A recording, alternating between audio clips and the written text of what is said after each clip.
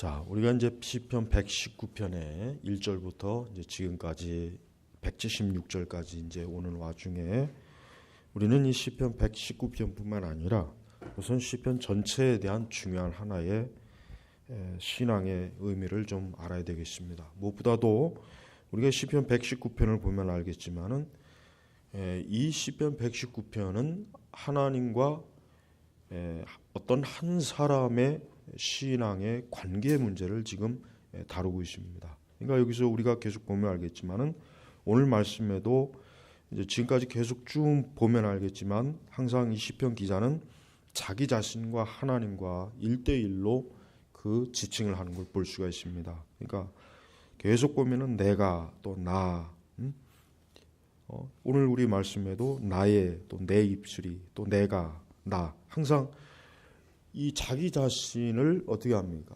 자기 자신을 홀로 하나님 앞에 스스로 자기 자신을 세우는 것이에요. 그래서 우리는 신앙이라고 하는 것이 두 가지 면에서 우리가 중요합니다. 첫째, 항상 신앙은 하나님과 한 개인의 인격의 관계입니다. 여러분 이건 중요합니다. 하나님은 우리 사람들, 하나님의 당신의 자녀들을 부르시고 세우실 때 어떻게 부르십니까? 그 사람의 인격을 불러 세우시는 거예요. 하나님은 우리를 돌멩이 취급하는 게 아닙니다. 하나님 우리를 그냥 아무 생각 없이 그저 아무런 의지도 없고 뜻도 없는 그런 무생물 취급하는 것이 아니라 하나님은 어떻습니까? 한 인격으로 사람을 불러내요. 그래서 우리가 성경에도 보지만은 믿음의 조상 아브라함을 보십시오. 아브라함 개인을 구체적으로 딱 뽑아서 하나님이 불러 세웠어요. 그 다음에 이삭, 야곱, 그 다음에 모세, 또 다윗. 성경을 한번 보시죠. 성경에는 하나님께서 부르신 사람들은 항상 어떻습니까? 그 한 사람의 개인을 불러갖고 하나님 앞에 세우는 거예요. 그렇습니다. 오늘 우리가 이 예배에 나온 것도 마찬가지지만 우리 한 사람 한 사람 그리스도 안에서 거듭나고 구원받은 사람은 하나님께서 나를 인격적으로 나를 부르시는 거예요. 예, 하나님이 그저 뭐 세트로 12명 아니면 20명, 뭐 100명, 200명씩 묶어서 나를 찾으라는 것이 아니라 뭡니까? 한 사람. 그러니까 여기 시편 기자도 뭐예요? 우리가 1절부터 지금까지 봤지만 내가, 나. 네, 우리가라는 말이 없어요. 내가, 나. 그러니까 자기 홀로예요. 자기 혼자. 지금 하나님을 찾고 하나님과 대면하고 있는 거예요. 바로 그렇습니다. 우리가 하나님께 기도하고 예배하고 하나님을 믿는다는 게 뭐예요? 나의 인격이 하나님을 1대1로 가까이 하는 거예요. 그러니까 우리는 철저하게 우리의 신앙이 하나님과 나 사이에 하나님의 거룩하신, 하나님도 어떤 분이십니까? 하나님도 거룩한 인격체이시고 우리도 인격이에요. 그러니까 하나님께서는 하나님의 자녀들을 구원할 자를 부를 때 어때요? 한 사람을 택해서 부르는 거예요. 이게 중요한 것입니다. 여러분의 신앙을 항상 하나님과 개인적인 그 인격의 관계를 잘 의미를 알아야 됩니다. 그걸 모른다면은 그냥 하나님은 남의 하나님이 돼요. 남의 하나님. 그저 내가 아니라 옆 사람의 하나님. 누가 믿는 그냥 하나님이고 심지어는 성경에서 말하는 그냥 아브라함의 하나님, 뭐 이삭의 하나님, 뭐 베드로의 하나님, 뭐 다윗의 하나님, 바울의 하나님, 요것밖에 안 된단 말이에요. 그러나 이건 아닙니다. 하나님은 어때요? 지금 나와 하나님과의 관계가 중요한 거예요. 그래서 여러분들도 우리가 기도할 때도 그렇습니다. 우리의 기도가 그냥 나 개인의 인격을 통해서 내가 하나님을 부르고 하나님을 찬송하고 하나님을 예배하는 거예요. 이게 굉장히 중요한 것입니다. 그러면서도 한편으로는 하나님의 백성들을 하나님이 어떻게 합니까? 모이게 하십니다. 그게 이제 요즘 말로는 요즘 그런 많이 쓰는 용어는 공동체죠. 공동체. 사실 공동체란 말은 전혀 저는 뭐 좋아하진 않지만은 하나님께서는 하나님의 백성들을 연합해서 묶어내셔요. 그러니까 하나님은 한 인격체를 부르시고 그 다음에 어떻게 합니까? 또 그 부르신 인격체들을 같이 모아요. 그 모은 게 뭡니까? 그게 바로 교회란 말이에요. 그게 교회입니다. 그러니까 여러분 우리 한국교회 역사 지금도 그런 줄기가 있지만은 이 무교회주의자들 그 우찌문화 간죄의 영향을 받았고 일제시대 김교신 같은 그런 사람들 영향 받아가지고 지금도 무교회주의자들이 지금도 있어요. 많지는 않지만 지금도 그런 생각을 갖고 있는 사람도 있고 또 아주 잘못된 그거보다 훨씬 더 이탈된 형식의 무교회주의자들도 많이 있습니다. 그러니까 그들은 하나님의 백성들이 두 가지에서 하나를 모르는 거예요. 그러니까 하나님이 자기를 부르시고 인격적으로 하나님이 부르신 그 관계는 알지만 하나님께서 한 사람 한 사람을 불러 모으신 것에 대한 하나님의 교회에 대한 이해는 전혀 모르는 아주 무지한 사람이에요. 그러니까 우리는 둘 중에 하나도 우리는 소홀하면 안 돼요. 하나님이 나를 부르셔서 내가 하나님의 인격적으로 반응하고 하나님이 나에게 구체적으로 개인적으로 말씀하시고 하나님의 뜻을 보여주시고 알게 하시고 이끌어 주신 것. 또 하나 뭡니까? 바로 그 한 사람 한 사람이 모여서 하나님의 교회를 이루어갖고 이 교회를 통한 하나님의 선하신 뜻이 있어요. 그러니까 그 두 가지가 조화를 이룰 때 어때요? 그게 아주 바르고 정상적인 신앙이 되는 거예요. 그러나 그 둘 중에 하나만 만약에 삐뚤어지면 어떻게 됩니까? 그건 돌연변이에요. 그건 돌연변이에요. 어느 하나의 교회 공동체만 알고 개인의 신앙을 모르는 것. 이단들이 주로 그러잖아요. 이단들이 주로 그러죠. 이단들이 항상 잘 쓰는 방식이 뭡니까? 같이 모여서 같이 먹고 살고 마시고. 그러니까 그들에게 있어서는 개인적인 하나님이라고 하는 게 없어요. 그런 그걸 이탈된다고 보는 거예요. 반대로 이 무교회주의자 같이 아니면 오늘 우리 시대에 교회는 필요 없다. 이 조직된 교회는 필요 없다. 조직된 교회는 타락하고 부패했기 때문에 우린 거기에 들어가면 안 된다. 우린 각자 자기만이 하나님을 골방에서 자기의 가정에서 기도하고 예배하면 그래도 하나님은 우리의 기도와 우리의 믿음을 들어주신다. 그게 양극단이에요. 우리는 그 둘 중에 어느 한쪽도 빠지면 안 됩니다. 오늘 이 시편 기자는 자기의 개인의 큰 환난과 고통과 어려움을 가지고 하나님 앞에 나왔기 때문에 뭡니까? 내가 부르짖고 나의 간구가 있고 또 뭡니까? 내 입술이 찬양을 하고 그러니까 하나님 앞에 나의 개인적으로 지금 나오는 거예요. 그러니까 주로 시편은 그런 관계. 시편은 주로 우리 성도들에게 있어서 이 시편이 어떻게 유익합니까? 하나님과의 인격적인 어때요? 신앙의 교제와 관계 속에서 이 시편은 아주 중요한 것입니다. 그래서 우리는 시편을 많이 읽고 이 시편을 들 수 있는 한 우리의 입술에서 많이 불려질 때 우리는 하나님을 더 개인적으로 가깝게 알아가고 하나님과 더 친밀한 관계를 우리는 가질 수가 있는 것입니다. 자, 169절로 갑니다. 여호와시여 내 부르짖음이 주님 앞에 이르게 하시고 주님의 말씀대로 나를 깨우치소서. 자, 여호와시여.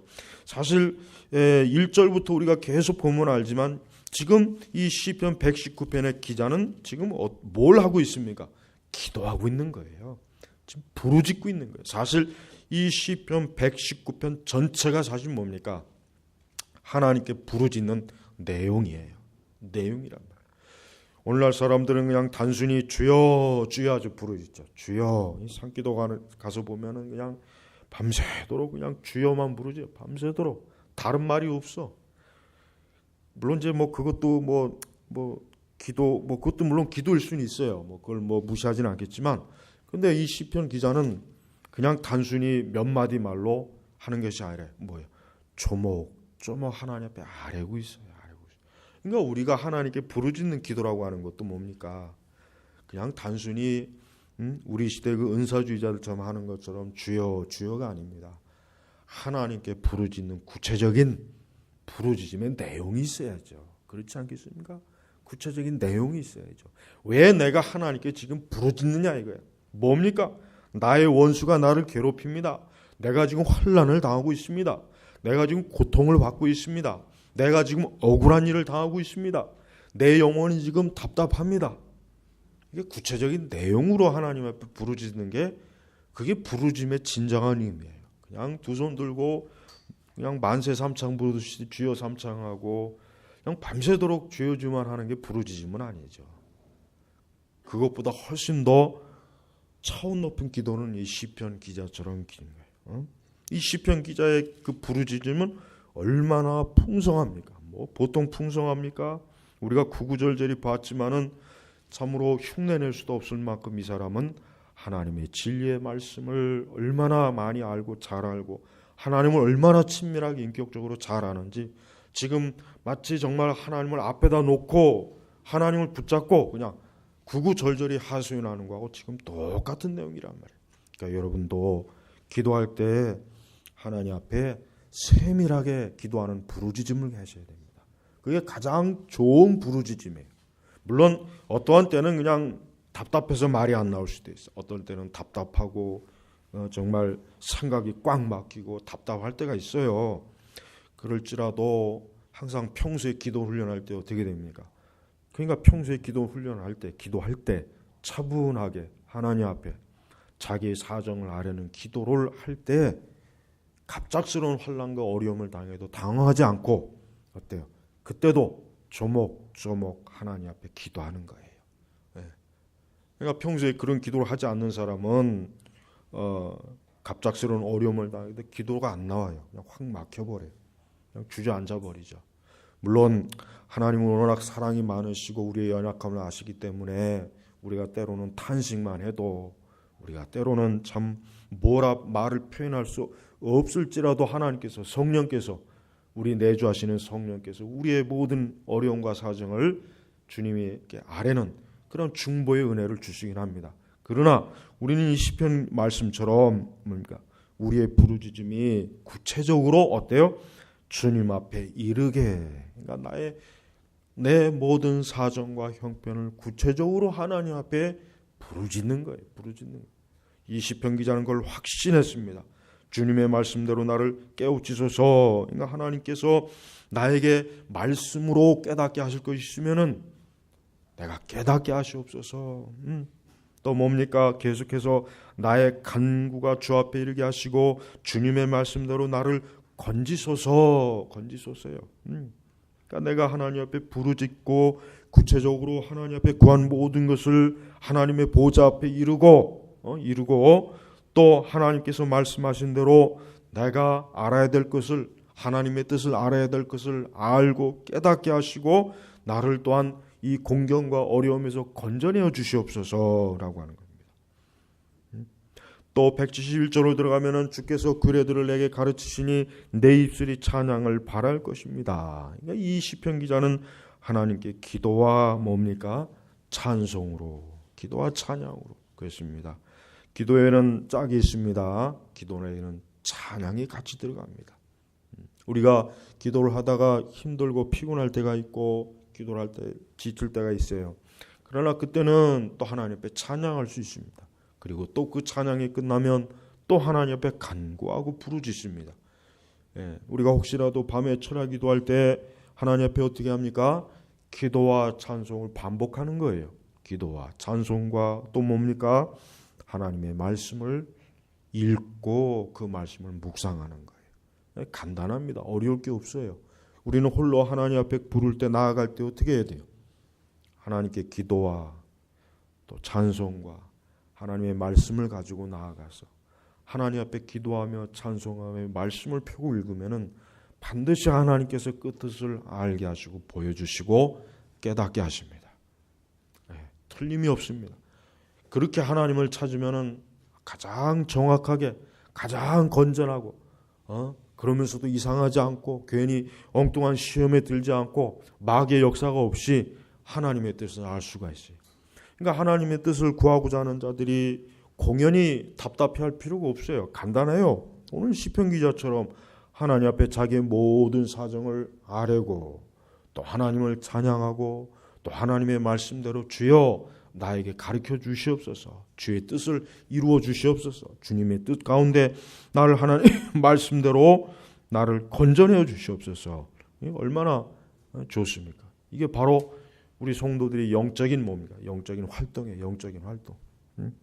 영적인 활동.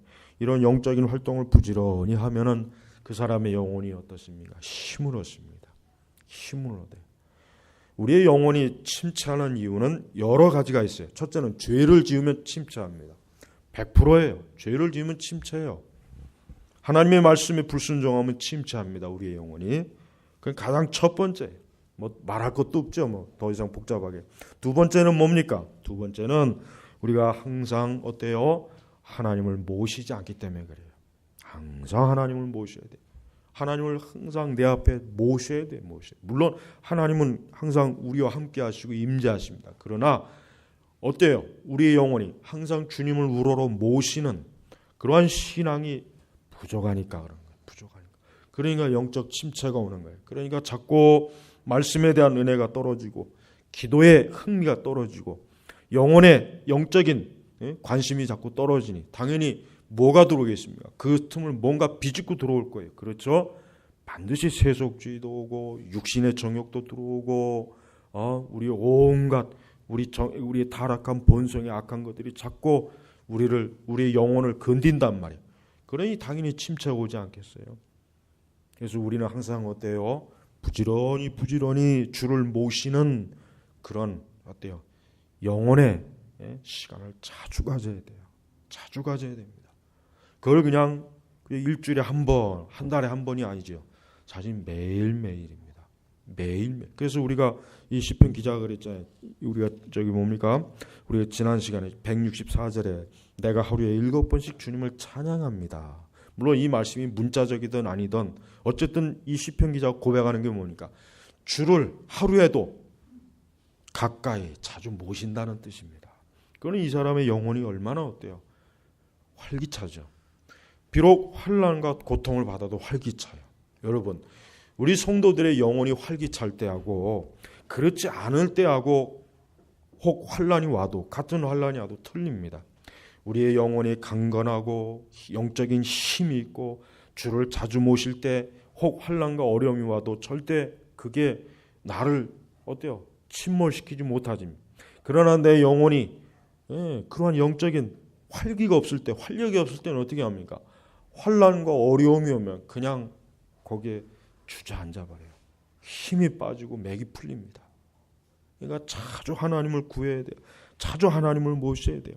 그래서 이 시편 기자는 보세요. 그냥 이 시편 119편에 보면 자주 나오는 게 봐요. 내 부르짖음, 주의 간구, 말씀, 규례, 찬송. 이게 반복해서 나오는 이유가 뭐겠어요? 이 시편 기자가 그렇게 매일매일 살고 있는 거예요. 매일매일 그렇게 살고 있어요. 그러니까 이 사람의 영혼이 얼마나 어때요? 정결하지 않습니까? 하나님을 가까이 하는 그 힘이 느껴지지 않아요? 우리도 이러한 신앙의 고백과 간구를 할 수 있다면 얼마나 좋겠어요. 자, 172절로 주님의 명령, 모든 명령, 그냥 명령이 아니에요. 모든 명령. 우리는 하나님의 말씀의 명령을 취사 선택하면 안 되겠죠. 하나님의 말씀은 취사 선택하는 게 아닙니다. 하나님의 말씀, 모든 말씀이 다 명령이에요. 성경에 있는 모든 말씀이 우리 성도들에게는 뭡니까? 의로운 명. 하나님의 뜻이다. 우리가 하나님의 뜻이 무엇인가? 대다수의 많은 복음주의 신자들이 가장 많이 쓰는 용어가 하나님의 뜻이 무엇일까? 하나님의 뜻을 찾기 위해서 굉장히 많이 힘들어해요. 근데 간단합니다. 하나님의 말씀이 뭐예요? 하나님의 뜻이에요. 하나님의 명령이 하나님의 뜻이에요. 우리는 하나님의 뜻을 찾는다고 해서 산으로 가면 안 됩니다. 바다로 가면 안 됩니다. 기도원으로 가면 안 됩니다. 저 수도원에 처박히면 안 돼요. 그냥 말씀으로 가면 돼요. 이 말씀, 이 명령, 이 계명이 이게 바로 하나님의 뜻이에요. 우리가 그 하나님의 뜻 가운데서 나에게 주신 하나님의 선하신 뜻을 하나님의 말씀을 읽고 묵상하고 기도할 때 어때요? 여기서 나를 깨우치소서 했죠? 깨우쳐 줍니다. 반드시 하나님이 깨우쳐 줘요. 그러니까 항상 하나님을 섬기고 신앙이 말씀을 통해서 이루어지면 건전해요.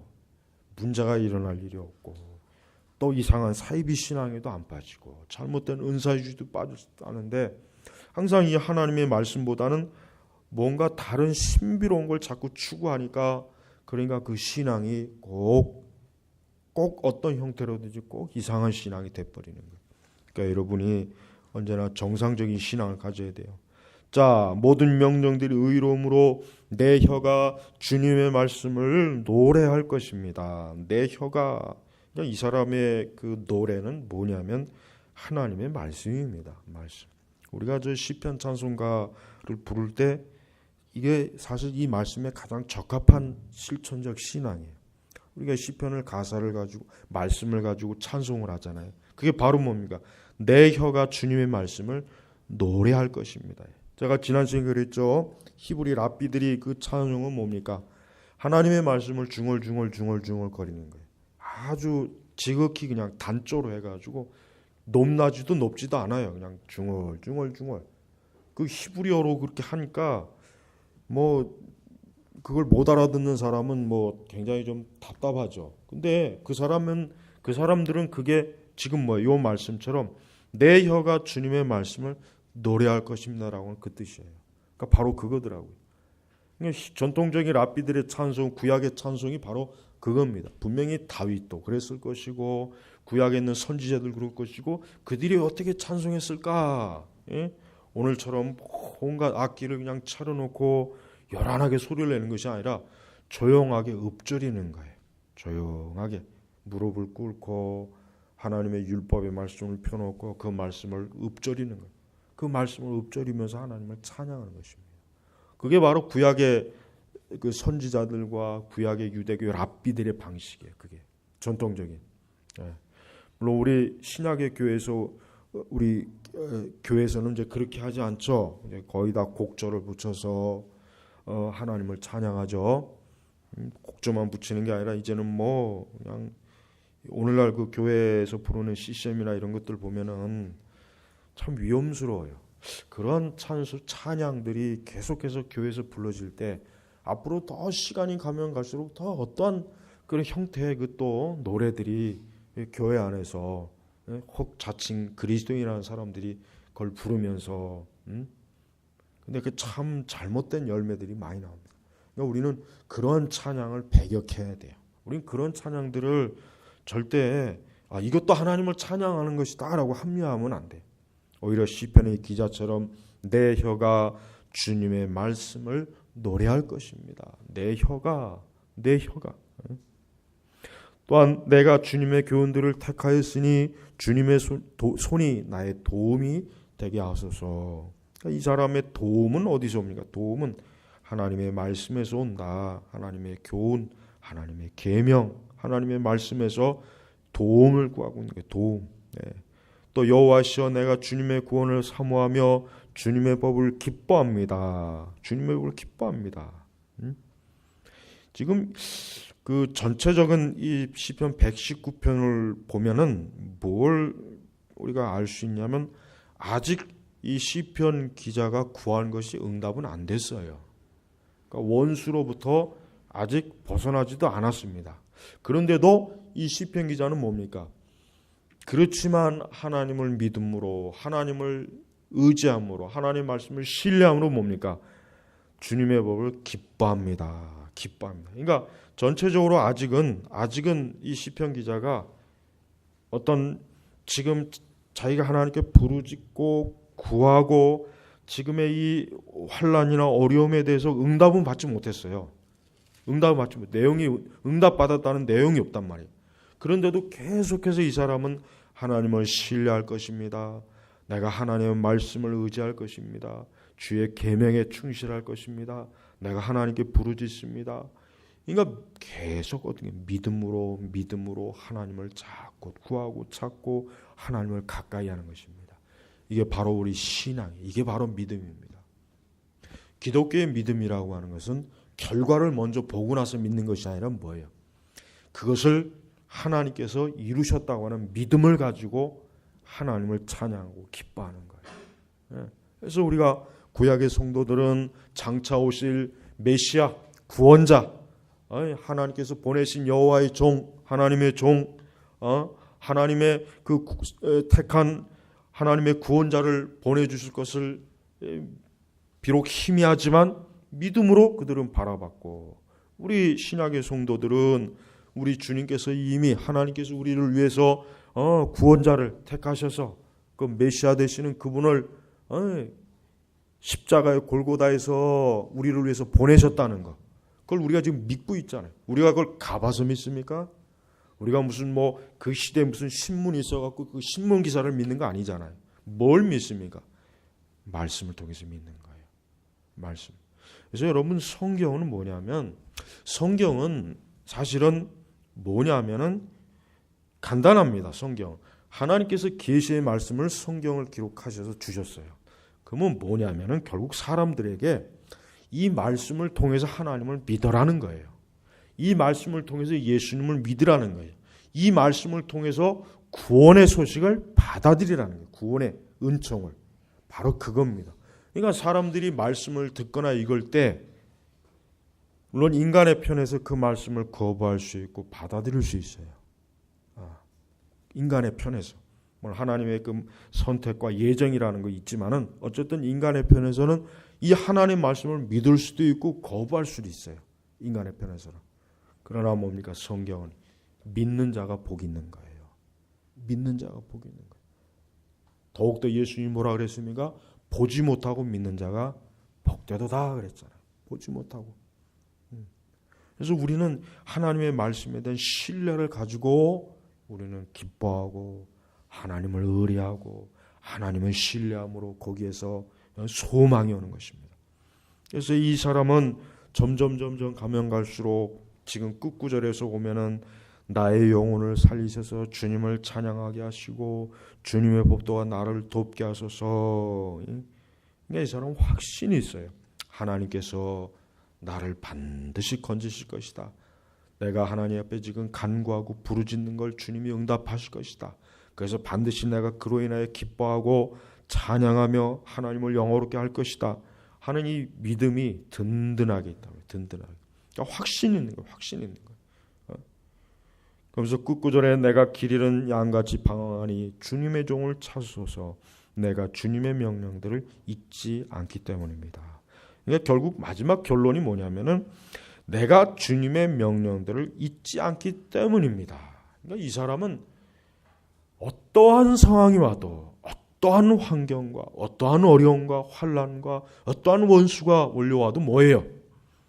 하나님의 말씀은 잊지 않겠다는 거예요. 하나님의 말씀만큼은 꼭 붙잡고 어때요? 놓치지 않겠다는 거예요. 여러분, 우리 성도들에게 있어서 궁극적인 소망이 뭐예요? 우리 성도들의 궁극적인 소망은 세상 사람들하고는 틀려요. 이 세상 사람이 마지막 죽기까지 움켜잡는 건 뭡니까? 자기의 생명입니다. 자기 생명이에요. 인간이 마지막까지 움켜잡는 건 생명이에요. 생명.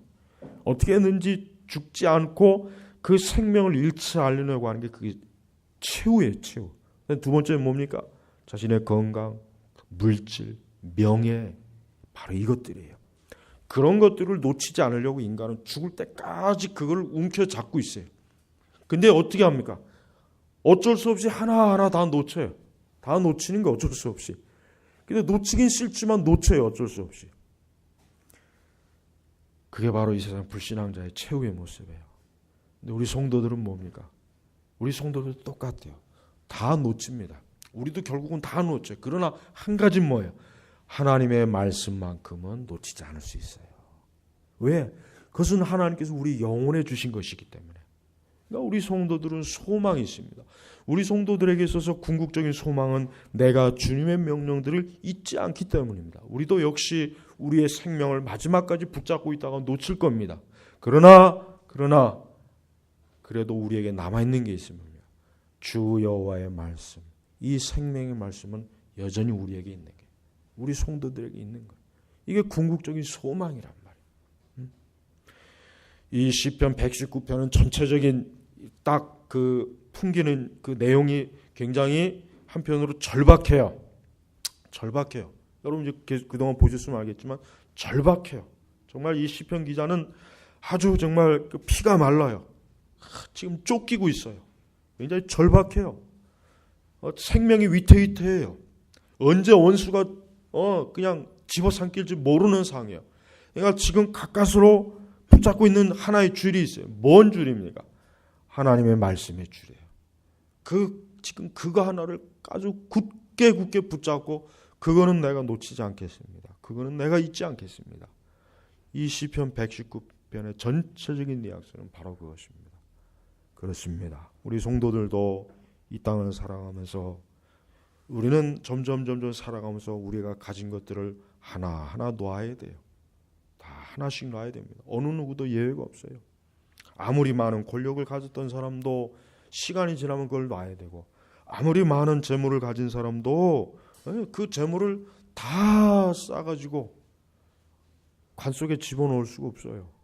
그가 가지고 있는 모든 물리적인 좋은 차, 좋은 집, 좋은 옷, 그거 다 싸질러 갈 수 없습니다.